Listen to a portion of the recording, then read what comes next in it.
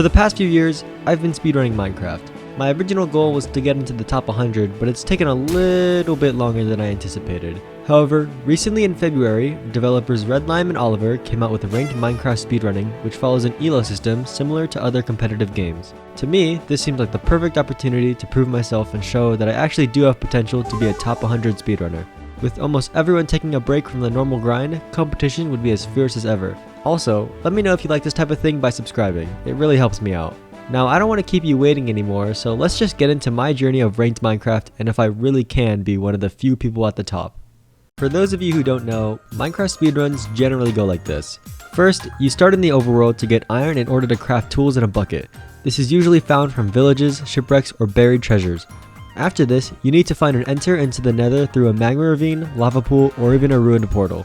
Once you get into the nether, your goal is to find a bastion and trade gold in order to get ender pearls, obsidian, string, and fire resistance.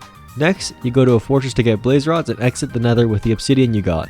After creating Eyes of Ender, you follow them until you get to the stronghold, enter the portal, then use beds to kill the dragon. Simple. Like other ranked games, you start off with placement matches. After winning 3, losing 1, and drawing once, I was placed at Iron 3 with 1152 elo. This wasn't a bad start considering that the top 100 was only a few games away. What I didn't consider, however, was the fact that I would lose my next 4 games in a row. I gotta be honest with you guys. Either I never recorded it or I forgot to save the Twitch VOD, but I lost most of the footage for the early parts of this video. Although it sucks, there isn't much I can do, so I'll just briefly explain what happened during the week-long period without footage. I lost. A lot. My rating dipped below the 1100s and the threshold for the leaderboard increased to around 1300 elo.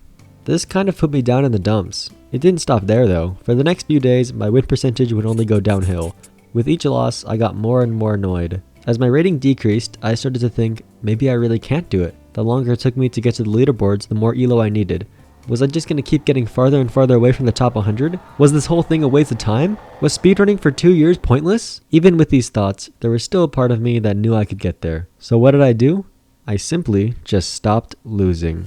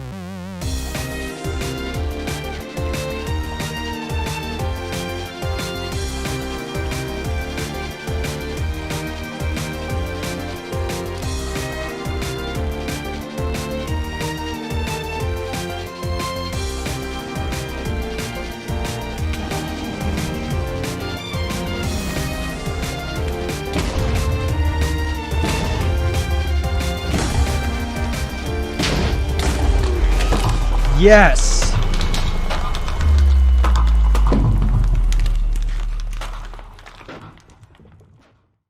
After these few wins, my win rate increased dramatically, my elo was higher than ever, and not to mention that I got on a 7 win streak. I started to feel more confident in my gameplay. Even when I lost, I knew it was at least close. I had stopped making dumb mistakes, and in general, my play was solid. Top 100 was in reach once again. My next few games went like this. A game against BTH ended in a quick forfeit. After this was a convincing win by outpacing my opponent. What followed was another swift forfeit from NinjaBrainBot. Next, a game with Meshed ended in a forfeit after being far ahead. After this, a game concluded with a draw because we both didn't want to deal with a far blind travel. Again, another match ended in a draw because, well, I had morals. Finally, I went against Fulham, who I beat by just being faster. These games have put me in the home stretch. Just a few more matches, and I would achieve what I had been working towards. As my rank started to increase, the amount of good players I had to play against also started to increase. I was running into people like Fulhi and Davey, players with a sub 10 time in RSG. Not only this, but I got queued up with other known players such as Fyro, Amazon, and Technic. What was more surprising was that I was able to win most of these. My most notable match was against Switch. Now, Switch is a great player, but with my recent wins, I knew I could still take it and continue my climb to the coveted spot on the leaderboard.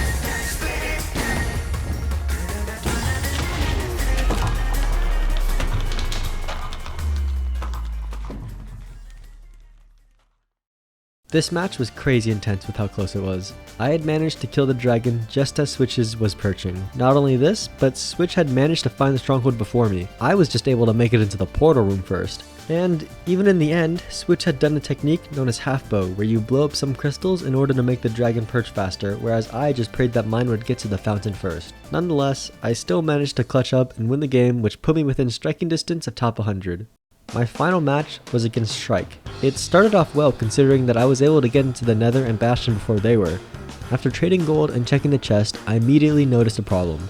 I only had 19 obsidian. Now, you really only need 10, but it's risky because if you end up super far away and your opponent gets 20 obsidian, they can travel through the Nether to get to the stronghold most likely faster than you.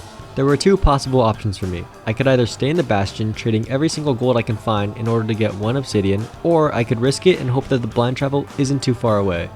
Considering that I was in the Bastion for a while, I ended up leaving and playing for a close stronghold. After quickly getting my blaze rods, it was time for the moment of truth. I went back to the overworld and checked the distance. After throwing 2 eyes, I ended up with a reading of 1900 blocks away. This was incredibly bad. My opponent was at the Bastion for a while, so they must have gotten 20 obsidian. At this point, I started panicking about what I could do. Should I go back to the Bastion for 1 obsidian? Should I try finding a ruined portal? Should I just run there and hope that my opponent is slow? Should I just... yeah, no. He ended up forfeiting. But with me being at 1371 elo, I checked the leaderboard and there I was. I had actually managed to do it. I got to the top 100. But none of this would have been possible without the people who made the mod, so thanks to all these wonderful people, and I hope they get some more recognition for their talents. Thanks to anyone who watched this far in the video, I swear I'll get a top 100 personal best time eventually.